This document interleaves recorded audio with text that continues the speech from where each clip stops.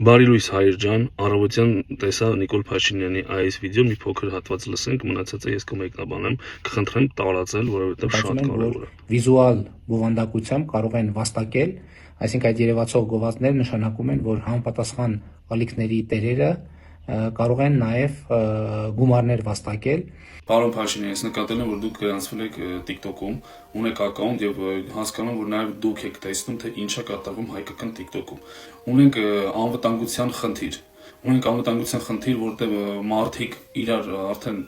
ինչ ասես հայոյում են, այսինքն մեռել, դագաղ, շիրմաքար, այնց բաներ, որ մարդու ֆանտազիայից դուրս է։ Վիդեոն, պարոն Փաշինյան, նկարել եմ 3 տարի առաջ, ուղղված ձեզ խնդրանքով, որ վերահսկողություն լինի այս սոցիալական հարթակներում։ Ինձ պատասխանել է Վահագն Ալեքսանյանը, մի երկու անգամ հանդիպել ենք, քննարկել ենք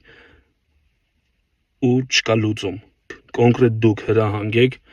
եւ այդ կառույցները, ովքեր որ պետք է զբաղվեն այդ հարթակները վերահսկելու, թող հիմիկվանից սկսեն անցնել աշխատանքի։ Հասել ենք նրան, որ արդեն մարդիկ լայվի ժամանակ TikTok-ի, խոսքը YouTube-ի մասին է գնում, բայց ընդհանրապես կապ չունի, որովհետև նույնը լինելու է YouTube-ում, որտեղ այդ նույն մասան գնալու է YouTube, որտեղ այնտեղ արդեն փող է լինելու, ովքեր որ փող չաշխատեն գնալու են YouTube-ում պիղծ բաներով զբաղվել, որպեսզի այդտեղով փող աշխատեն։ Վերահսկողություն դրա համար շատ կարևոր է, պարոն վարչապետ։ 3 տարի է ես դիմում եմ, արձագանք չունեմ, հիմա եւս մեկ անգամ խնդրում եմ ձեզ, լինի սոցհարթակներում վերահսկողություն, որպեսզի ինձ, ձեզ, մյուսներին չհայոյեն, չկպնեն, սերունդը լավը լինի, սերունդը որակապես լավը լինի, որ կրթված լինեն, տեսեք ձեր երեխաները կրթված են, դա շատ լավ է, բայց որ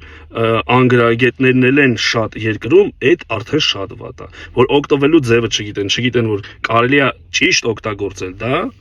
հակառակ ավելի վատն են անում, ոչ մի երկրում չկա, որ իրար լայվի ժամանակ մեռել են քրվում, դագաղ են քրվում, պղծում են իրար, հայը հային մենակ կարանի, ու դա այդ բացի թողի վիճակից է, պարոն վարչապետ։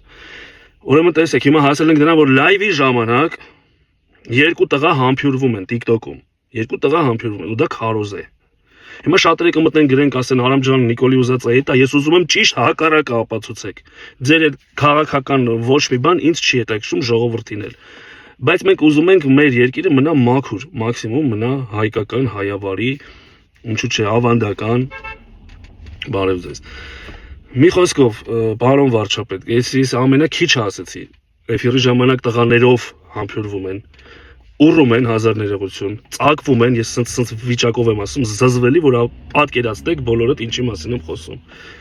Իրար մեռել են քրվում, դագաղ են քրվում, գրազներ են խաղում, լուցկի կրակը վառում,